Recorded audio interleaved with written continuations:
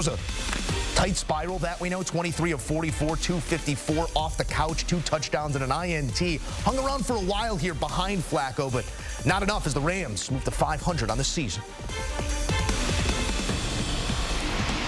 Back in studio alongside Emery Hunt, Joe Musso here. Emery, this was a ball game that maybe played second fiddle to some of the other games in this evening window, but still, LA comes out and takes care of business, gets back to 500 against a defense that maybe was going to have Myles Garrett, maybe wasn't going to have him, had him, and still it didn't matter.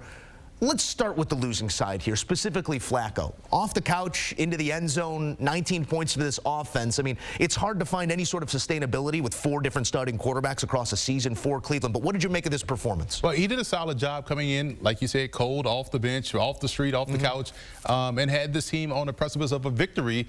Looked like earlier in this game or late in this game in the third quarter. Then the Rams just start to pour it on the back end. But kept the offense on pace, had a couple of touchdown passes, which is impressive for him, and also just kind of extended the passing game. Yes, he threw for 5.8 yards an attempt, but the passing game was competent, helped the run game ease a little bit more in there, and the defense just really didn't bring their end of the bargain and shut down the Rams. They got solid enough offense from their side of the ball, but defensively they just couldn't stop Los Angeles. And we've seen these up and down performances. Indianapolis comes to mind with Cleveland's defense doing so many things at an elite level, but from a scoring defense standpoint, just not cutting the snuff of what their team needs. It could be just too much attrition at this point, but Cleveland still multiple games over 500, going to be a part of that conversation coming down the stretch. So we'll see how much they open that playbook in the weeks to come for Joe Flacco. On the LA side, not saying uncle just yet either, and explosive at moments in this game. We saw Puka Nacua leave, come back, make plays. Where are you at on LA at this juncture and even 500 right now? Sean McVay should be the coach of the year right now in the NFL. This was a young football team coming into the season. A lot of green on their preseason depth chart in terms of rookies on the 2 deep. Offense and defense, they had a lot of youth coming in.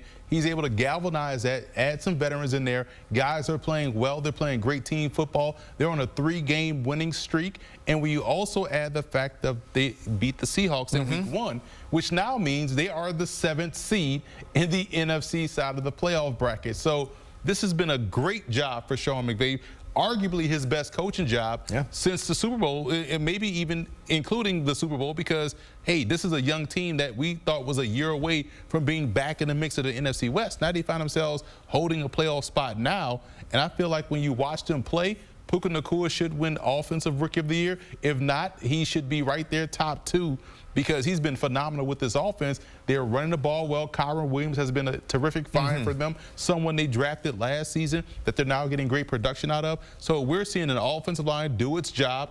Matt Stafford healthy, finding targets, and defensively, they're getting off the field. They're turning the ball over. The youth in the secondary is doing a great job. So for me, I like what the Rams are putting out there on film, what they're bringing to the table. It's a fun team to watch. They mortgage the future for that Lombardi, and it pays off in the end. Maybe refinancing that loan here and looking like a real football team once again. Emery, thank you. All right, some numbers out of this one is the Rams love a bye, and then they say bye-bye.